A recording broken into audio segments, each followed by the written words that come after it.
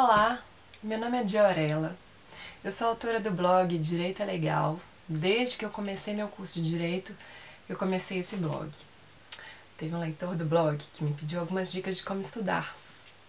E eu anotei aqui no papel, ainda eu sou do tempo de anotar em papel. E eu não sei se eu sou referência para estudo, na verdade.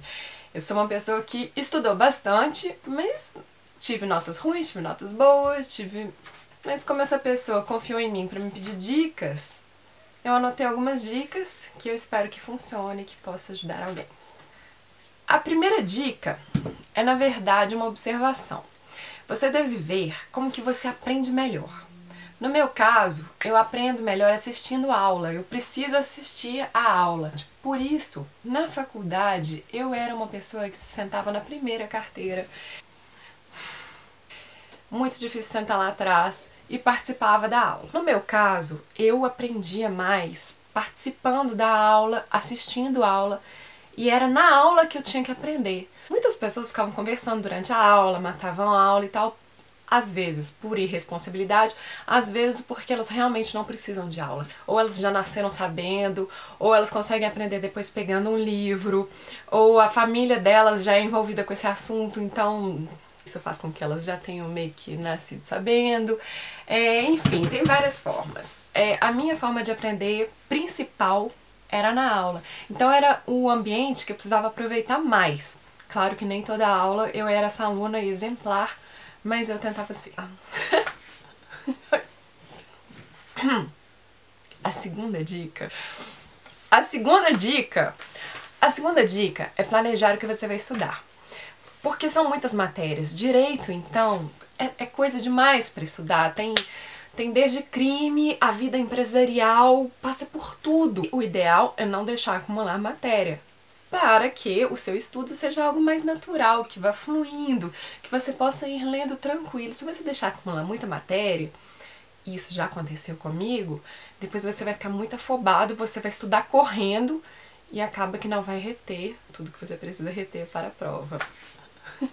Então você planejando o que você tem que estudar, você vai colocar as suas prioridades. Por exemplo, você anota tudo que você ouviu o professor falar, mas que você não entendeu nada. Ou que você ouviu seus colegas falando e que você não entendeu nada e que provavelmente vai cair na prova.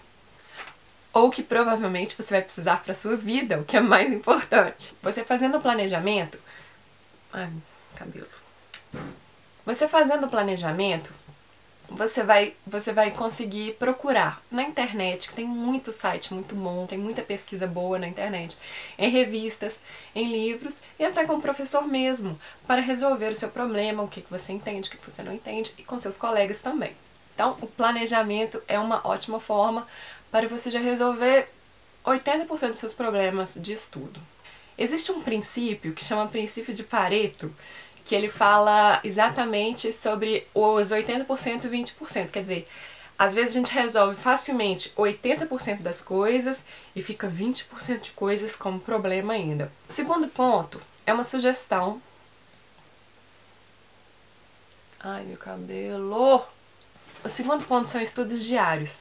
Isso porque quando você convive com algo naturalmente, aquilo vai ficando mais na sua mente. Na minha experiência, se eu não convivo com algo constantemente, eu acabo esquecendo. A menos que aquilo seja muito impressionante. Então, uma boa ideia é o estudo diário, ou quase diário, ou semi-diário.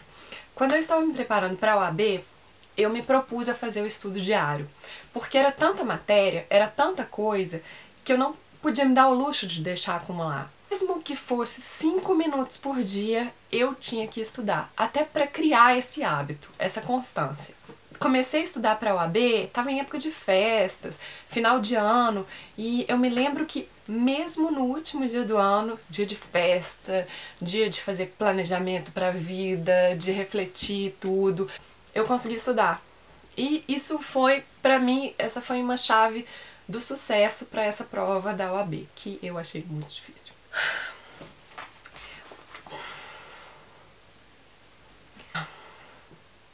Uma dica que eu vi nesses resumos para concurseiros de como estudar para concurso foi fazer resumos coloridos. E eu achei essa dica ótima.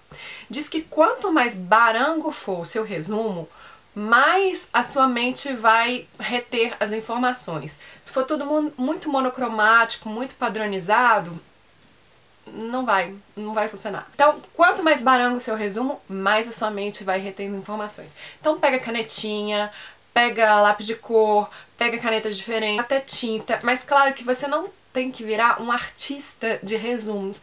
É só fazer cada hora com uma cor, colocar e tal. Tenta até fazer uma lógica. Pra criar até uma lógica pro seu cérebro, entendeu? Pra ele entender assim, ah, o vermelho é mais relacionado com isso, tananã, com as penas e tal. Ah, se aquilo tava vermelho, ah, então tá. O que é azul são os prazos, nananã. Tenta fazer uma lógica, vai ser bom pra você. Outro ponto. Uma das melhores dicas que eu vejo para estudar e para reter a informação é tentar explicar aquela informação para alguém. Einstein, ele tinha uma frase que dizia que se você não consegue passar de forma simples uma informação para alguém, é porque você não entendeu o suficiente. Por exemplo, o meu blog, na verdade, ele começou exatamente para me ajudar a explicar algo que para mim era muito difícil, muito complicado, o direito, para as pessoas. Não necessariamente eu tenho as melhores explicações. Eu tentava dar as melhores explicações para que elas fossem possíveis para as pessoas entenderem. Então, quando você explica para uma outra pessoa, você até reconhece as suas falhas. Ah, não, peraí, isso eu ainda não entendi direito. E aí você vai procurar. Então, é uma boa ideia tentar explicar para alguém, né? Tá. Bom, você tem que ver se você tem que decorar ou aprender alguma coisa. A câmera parou de gravar sozinha, mas acho que agora já voltou, tá? O que eu tava falando é, você tem que ver se você tem que decorar ou aprender realmente alguma coisa. O curso de Direito ele é muito grande, não tem como você decorar todo o curso e também não tem como você aprender tudo que aparece de Direito, não tem como. Então algumas escolhas têm que ser feitas. Em alguns momentos você vai só decorar só pela prova. Em outros momentos você tem que realmente aprender porque é com aquilo que você vai trabalhar. Claro que o só decorar tem que ser para coisas mínimas, porque o principal é aprender. Então você tem que saber fazer essa medida, até para saber trabalhar o espaço da mente que você vai gastar com aquilo. E quando você quiser realmente aprender, além de aprender o que o professor ensinou, busque exemplos, busca livros relacionados, busca coisas que vão te fazer interessar ainda mais pelo assunto. Até blogs, se você quiser.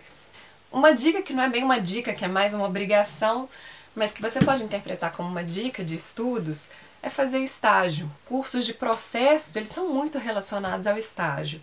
E é muito difícil estudar processo só por estudar, você tem que viver o processo mesmo. Então, o estágio ideal, ele tem que te mostrar um pouco como é que é o processo, como é que é o assunto que você está trabalhando, se você trabalha em empresarial, se você trabalha em civil, em família. Se o seu estágio não está te ajudando a aprender mais, o seu estágio não é um estágio, é uma fraude. Mas se o seu estágio te ajudar a aprender, tanto o processo quanto a matéria mesmo, perfeito. Os estágios que são mais balanceados, eles fazem o seguinte, eles fazem um dia, mais ou menos, um dia trabalho externo, um dia trabalho interno. Dessa forma você tem os dois lados, tanto o lado de como funciona o processo, como você vai na secretaria, pegar a senha, aonde que tira xerox, aonde que você protocola, se você protocola para outra cidade, onde que você paga, tudo, esses detalhes, só o estágio vai te ensinar e é muito importante. Se você tem que trabalhar em outro lugar e não pode fazer estágio, tenta conversar com quem faz estágio. Se um dia você puder acompanhar uma pessoa que faz um estágio num serviço externo, no fórum e no tribunal, ou se você trabalha com TRT, tenta acompanhar. É uma boa dica, sinceramente. Eu não achava que fosse importante, e depois que eu fiz estágio depois de velha, porque foi meu segundo curso, o curso de Direito, eu vi que era importante. Então, é uma dica a se ter em conta. Uma dica que não é bem uma dica, uma reflexão. Tudo aqui não é bem uma dica, né? É mais uma observação ou uma reflexão. dica, que não é bem uma dica, é mais uma reflexão a ser feita, é sobre por que você está estudando. Você está estudando só para conseguir o diploma? Mas por que você quer esse diploma? Você está estudando só para passar na prova? Por que você quer passar na prova? Para conseguir o diploma. E por que você quer esse diploma? Você está estudando só para mostrar que sabe? Você está estudando para ganhar dinheiro? E o que você vai fazer com esse dinheiro? Você está estudando para se vingar de alguém? Ou você está estudando para ajudar alguém? Então sempre pensar por que você está estudando. E tentar descobrir o motivo mais nobre pelo qual você está estudando. Às vezes você começou só pelo dinheiro, mas você descobriu que com o direito você poderia ajudar muitas pessoas. Pensar nisso. Tem uma frase que eu gosto muito, que é da logosofia, que diz que todo estudo deve ser regido pelo sentimento altruísta. Quer dizer, para ajudar as pessoas. Não é salvar o mundo, nem nada. É tentar ajudar o seu vizinho que está com um problema no aluguel. Tentar ajudar a sua mãe, o seu pai, os seus irmãos, enfim. Tentar não estudar só para parecer mais inteligente. Até porque nem parece mais inteligente assim.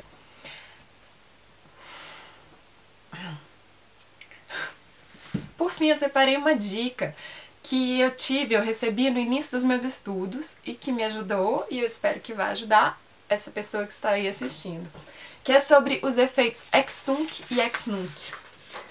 Eu anotei aqui ex tunc e ex nunc. Ai, ficou muito pequeno, não vou usar essa folha. Seguinte, o ex nunc é um efeito, como diz, ex nunc, que ele vai passar a acontecer, é como se ele nunca tivesse acontecido. Daí o nunc, você pega o nunc e pensa assim, é como se ele nunca tivesse acontecido a partir do momento da decisão. E o ex tunc, ele vai ter efeito tanto retroativo quanto para frente. E esse formato, me lembra um T, não é? É muito louco esse negócio de gravar coisas quando a gente estuda. Parece um T. E esse T é de quê? De tunc. É bobeira, né? Mas vai te ajudar na prova, eu espero. Então, o ex tunc, ele tem efeitos tanto até a data do fato, quanto pra frente. E o ex nunc, só pra frente. Não vou nem fazer o dedo, porque pode atrapalhar pra memorizar. Então, tem mais dicas no blog www.direitoelegal.com. E se vocês tiverem dicas e quiserem me mandar sugestões, sempre construtivas, eu aceito. Muito obrigada. Tchau.